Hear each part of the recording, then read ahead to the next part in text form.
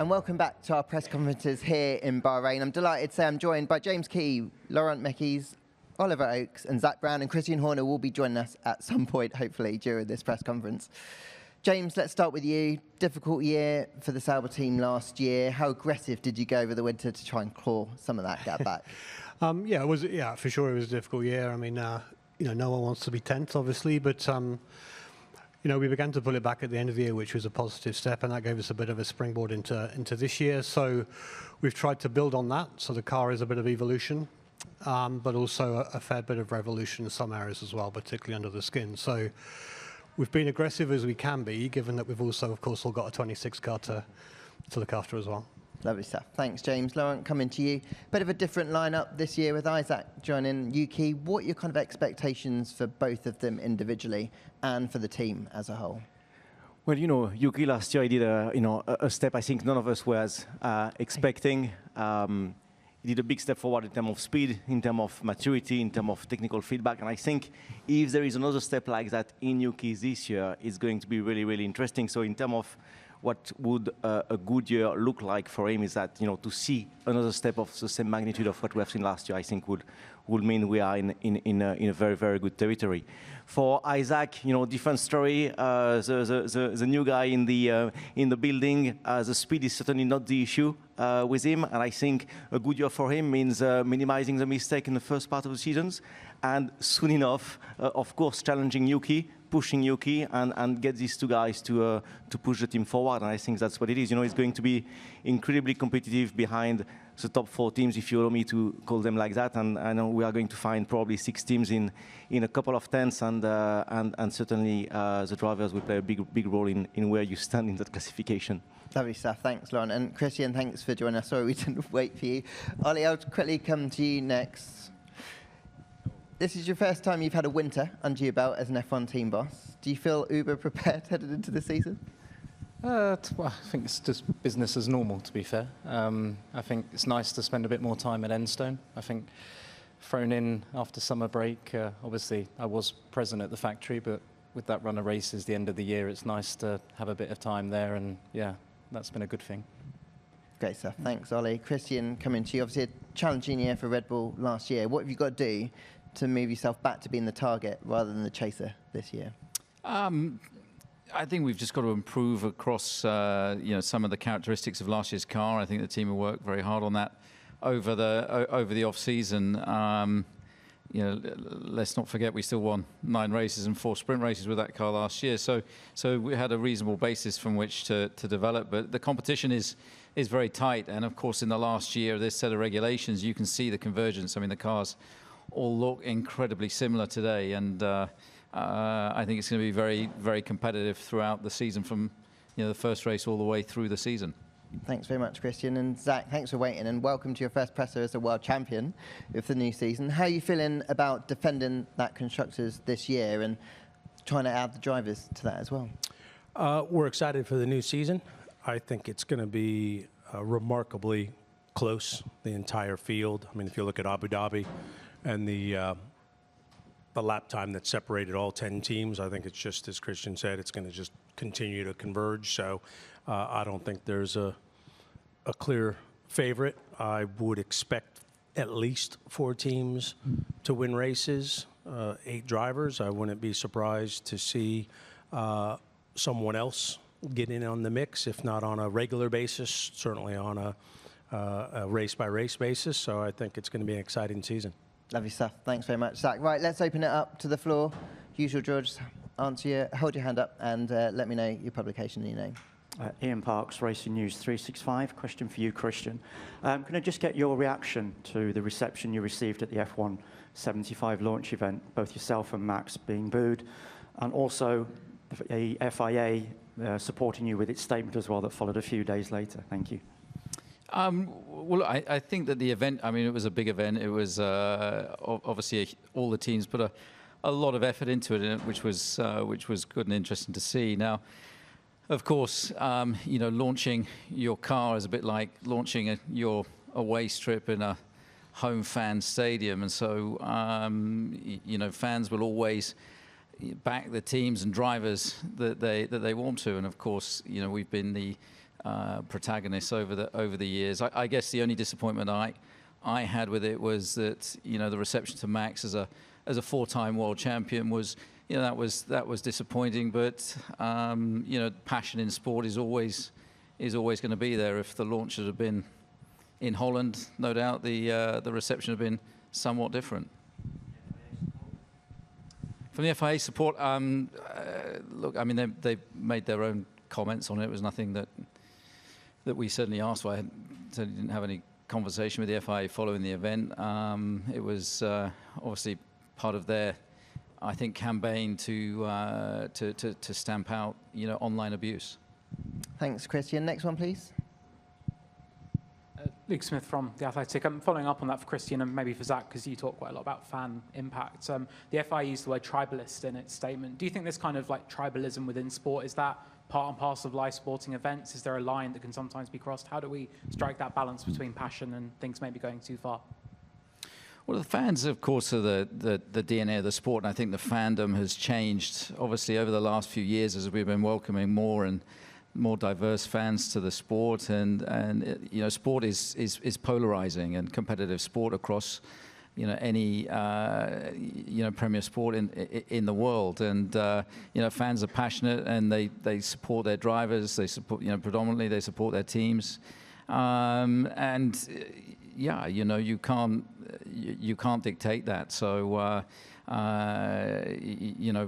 we're delighted to race in such a big audience, and you're going to get different reactions depending on where you race in the world, and that's the same in any elite sport. Thanks, Christian. Next one, please. Christian Minat, motorsportmagazin.com. Question for you, Christian, again. We've seen the RB21. It looks pretty similar to the RB20. You mentioned already that the cars all look pretty similar nowadays. Would you say that you're at the end of the development curve with this kind of regulations? And can we expect a big step, big upgrade at the early stage of the season? Well, I think that into this cycle of regulations, it's clear that the cars have converged and they look very, very similar. I think probably Ferrari is a standout as probably being the differentiator, but that's inevitable that marginal gains are going to be there. Every surface on our car is different to last year. It just looks similar because it's a similar philosophy, but and you can see other cars have converged with that. So that's what's going to make the racing so tight this year, that some cars might suit some circuits better than others, and it's all going to be about extracting the maximum out of your platform, out of your package, and getting it right on the day. So I think the biggest winner out of that will be the fans and the followers of the sport, because as Zach says, you could quite easily have 8 winners this year, and some curveballs in there as well, that it could really be pretty open. Thanks, Christian. Next one, please. Alice Kalinauckas, Autosport. A couple of questions, please. Christian, one to you.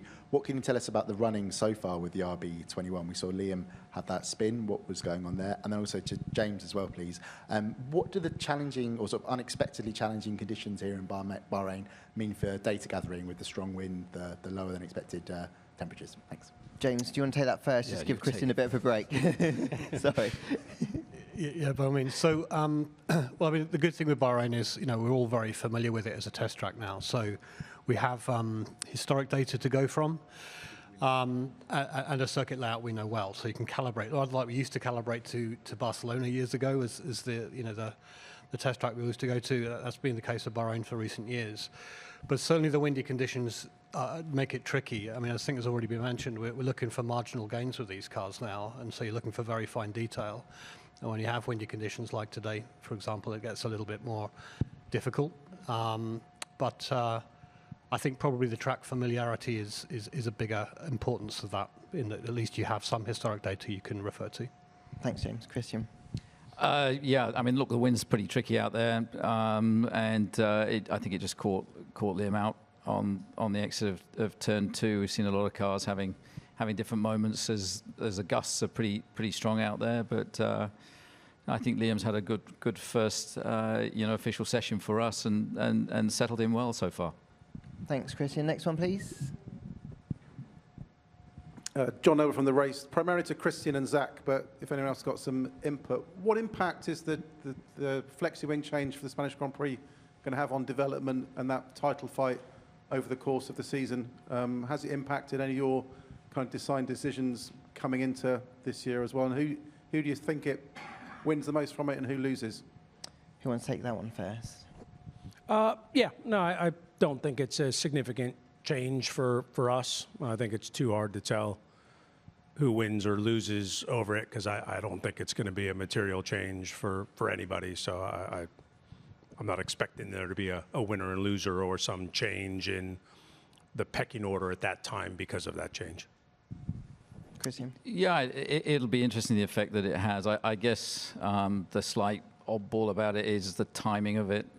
You know, why race 9? It might have been better to have been addressed during the off season because you end up doing sort of 2 specs of wings, but who will gain or who will lose from it, I think is impossible to predict.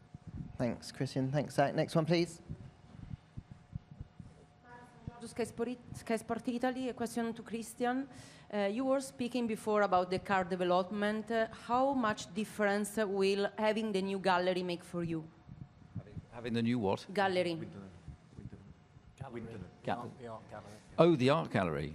I don't think it will make too much of a difference for us, but no, look, I mean, we've had a good winter. We've prepared well. I think, you know, this car, whilst it doesn't look a huge amount visibly different to last year's car, is subtly different in many different areas, and particularly in the areas that you can't see. So, and this season's all going to be about evolution. It's going to be about trying to get incremental bits of performance, and it'll be a development race from Melbourne all the way to Abu Dhabi. Thank you. Next one, please. Samarth Kanal, Race Tech. For Christian and Zach, how much do you anticipate the 2026 regulations being engine dominated, and how much of that difference do you think fuels will make as well? Who wants to take Zach? Do you want to take that first? I think it's hard to tell. I think definitely with the big changes in the power unit, I think just like racing cars converge over time, power units will converge over time, but I think there is an element of risk that the new regulations will separate the field further, not just power units, but you know, it's a significant design change. I think we're still working through it. I think there are definitely some concerns to make sure that we get the balance right in how we go racing, that we can be flat out all the time. I don't think that's going to be the case. It's not the case now, but it is somewhat invisible to the fan.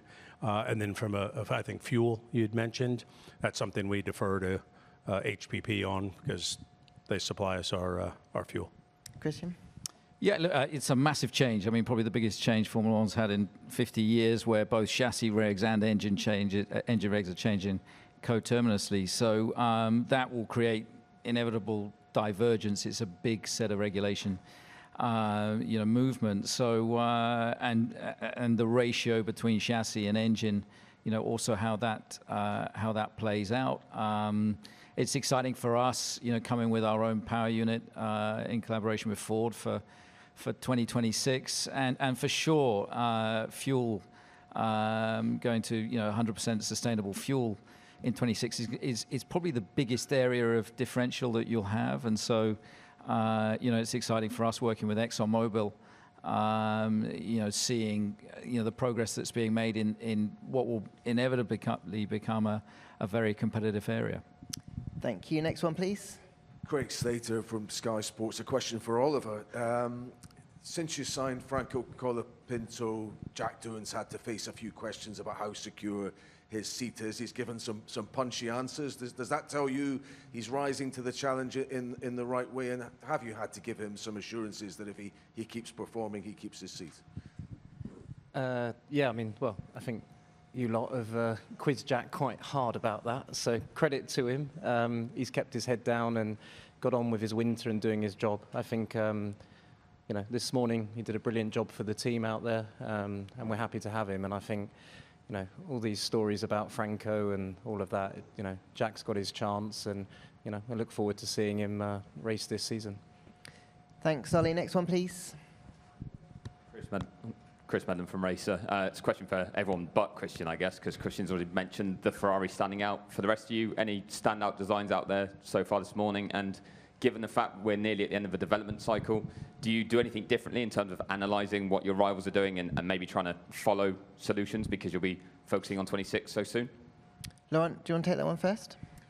Yeah, I think there is always an element at the first test where you are going to analyze the competitions, and yes, you're right. You know, some of the deeper changes, you know that it's probably too big of a project to be implemented in what's going to be a short year. Now, everybody will have a different time scale on when they switch to 2026, but certainly in the second part of the seasons, most of us will be looking further forward. So. Yes, we always get inspiration for what's going on up and down the grid, and yes, the fact that it's the last year of the regulations may force us to pick carefully our battles. James, anything to add? No, I think Lawrence summarised it well. I mean, I think bodywork is the thing that we'll notice, and there are some variations in that, which is interesting. It's a bigger player than it used to be. So we're certainly interested in looking at that, but it's definitely diminishing returns. Ollie, anything? No, I think they both answered it. You're pretty set and baked in with what you're doing, I think, at the moment. Zach, any other questions?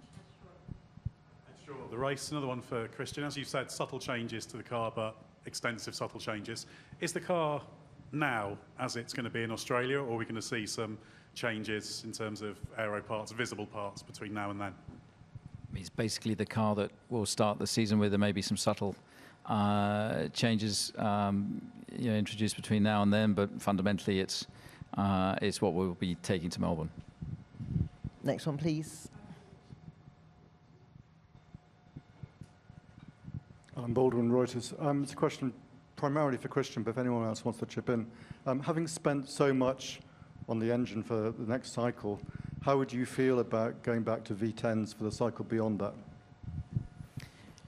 Personally, from a sporting perspective, looking at what the future engine of Formula One should be, beyond this next generation, I think particularly with the way that sustainable fuel is going, it does open up all kinds of opportunities. And I think, inadvertently, we've ended up with a very, very expensive, very complex engine from 26 onwards. And I think the purist in me would love to go back to a V10 that was done responsibly with sustainable fuel, that reintroduced the sound of Grand Prix racing. So yeah, it's an interesting concept and one to certainly look for after this current set of regs.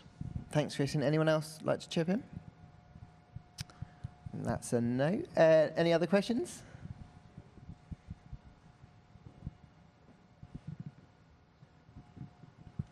Giles Richards, The Guardian. Just to follow up on Luke's question from earlier, Zach, can I ask you on this question of fans and tribalism, etc.? Obviously, big part of that is the rivalry between McLaren and Red Bull, which we saw last season, which very likely to be repeated this season. I mean, what is your take on it, given that obviously your team got a very good reception at the F175, and also do you not think that a little bit of tribalism, as it were, is actually pretty good for the sport? It adds a sort of verve to the whole affair.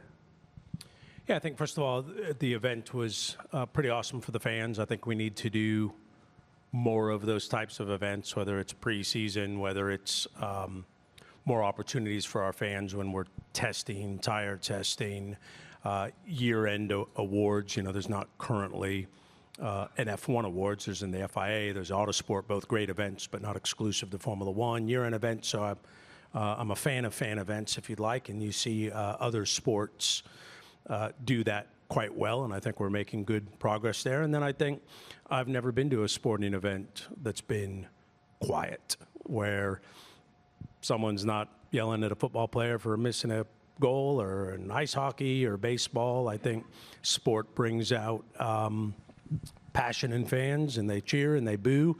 I didn't hear anything that was other than cheering and booing. I've certainly seen a lot worse on social media where you go, wait a minute, you're kind of going a bit too far. But cheering and booing has been part of sport, every sport forever, and that's what fans do. They yell at their TV when they're watching with their buddies. Everyone has a favorite team, a favorite driver, a less favorite. So I just think that's sport. I didn't think there was anything visceral or violent, and you definitely see other sports that have had riots break out, and that was far from that. So I just think it was sports and fans doing what fans do when they kind of voice their opinion on who they're cheering for or not. Lovely stuff, Zach. That's all we've got time for. Thank you very much for all of your times, and best luck for the rest of the year.